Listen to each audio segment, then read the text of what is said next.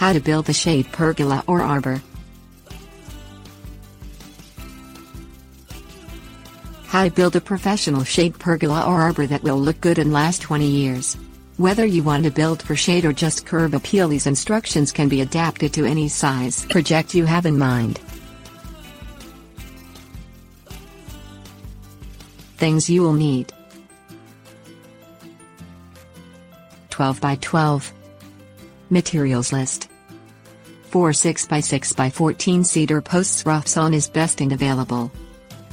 12 2 by 8 by 14 cedar board, smooth is cost effective. 30 42 by 4 by 14 cedar boards. 4 5.75 inch post caps, see resources. 8 10 by 1/2 inch stainless steel bolt washer and nut sets, preferably American made for quality and longevity.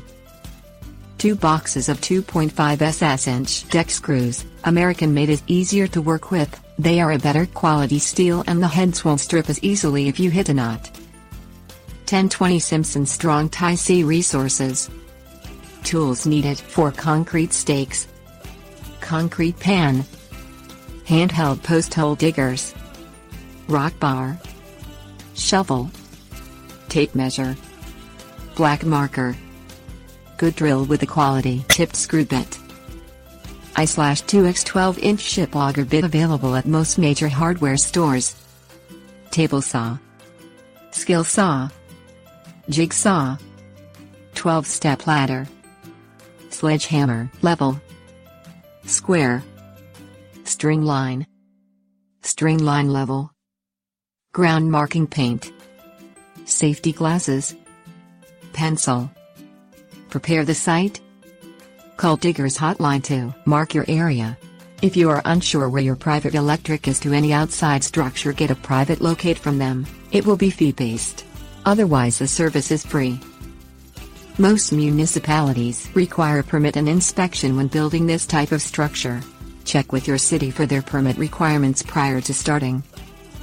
Stake your corners and dig your post holes. Once you have prepared your site and planned your project, you will need to stake your corners. Place your concrete stakes 1 foot outside your post layout area. Tie a string line tightly from one stake to opposite stake as shown. This establishes general corners for you to mark with paint and dig your holes. Leave the stakes in the ground and remove the string line. Dig 4 8-inch diameter holes 4 feet deep, square your corners.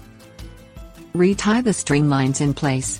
Take a tape measure and mark the string line with a marker from string corner out 4 feet, then its intersecting line at 3 feet. Now measure between the two marks. It should measure 5 feet if square, if not eyeball the stakes and move them until that measure is 5 feet. Do the same to all your corners. Prep your posts.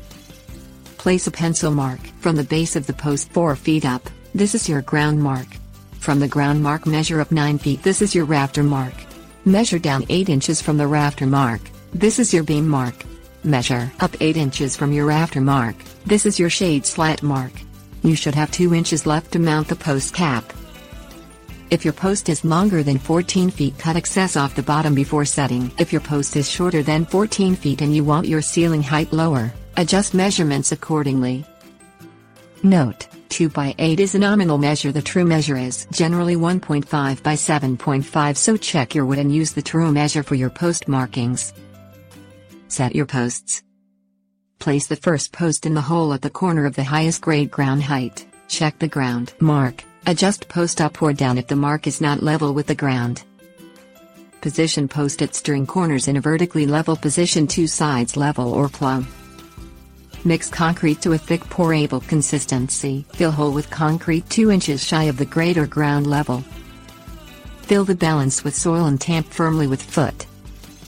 Wash off any concrete on the post above ground level immediately so it will not stain the cedar.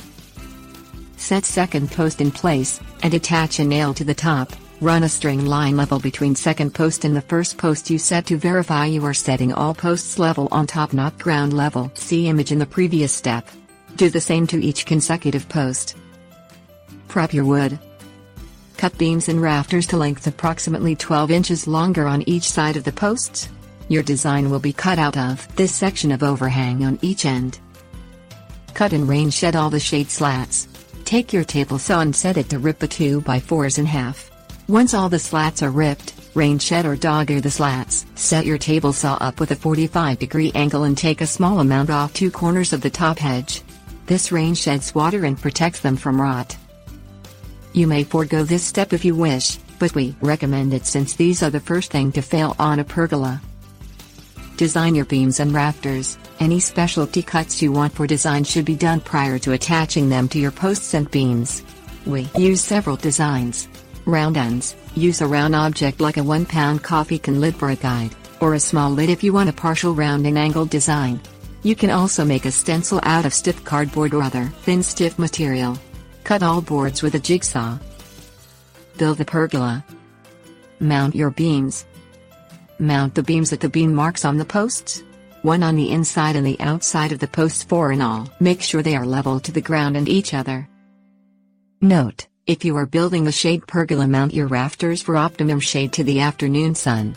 Much of the shade will be east of the pergola depending on rafter height and location. Attach your beams. Nail them into place. Attach your nails away from where you are drilling your bolt holes and drill your bolt holes, 2 per post equally positioned in the middle of each beam.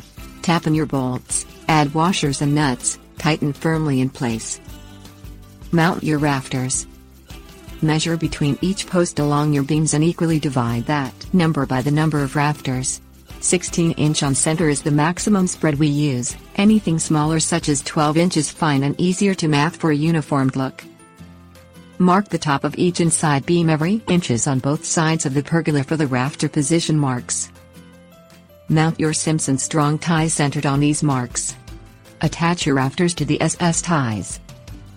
Note: you can toenail or screw the rafters into place if you prefer. We like to use Simpson ties for strength and longevity. We use the black architectural ones, but galvanized metal will do as well. You can paint them to match the cedar to hide the look. You can order either at Home Depot. See resources for model number. Mount your shade slates. For optimum shade, use a 50-50 space design. Start on one side, inside the posts with a slat against the posts. Do not attach this one, it is a spacer. Place the second slat firmly against the first. Screw second slat into place. A screw per rafter is best. Remove your first slat and move it into place by the attach one. Again a spacer. Place the next slat firmly against the spacer slat and screw in place. Follow this procedure until all the slats are in place. When you get to the final 6 slats, check to see if you will be ending with an equal end space. If not, adjust the final few slats closer together by fractions so you'll end with a similar space as you began. If you want less shade, use a larger board for spacing your slats. Remember to check as you get closer to the end that the final space is the same as you began with, or adjust by small increments accordingly. You can pre-mark your slat positions with pencil before you begin to make sure the look is uniformed. Mount your post caps. Use aluminum nails. This prevents bleeding. Screws will usually split the cap. Be careful when hammering the nails in place. Use a nail punch. Or if you have a finished nail gun, use it. I have added resources for you to use for instruction, illustrations and materials you will need for this project. This pergola will last a good 20 years if you follow these instructions. It is strong enough to hang swings and hammocks from, or even walk on if you plan on using stain. Tips: warnings. We recommend eye bolts for weight-bearing furniture. Bags will weaken over time and pull out. TWP 200-500 stain is the one stain on the market for cedar and will last 10 years before you will need to stain again. Great for decks and fences as well, only available on the internet. See resources. Do not paint cedar, it will rot from the inside out because it can't dry out. If you want a painted look, buy an opaque stain.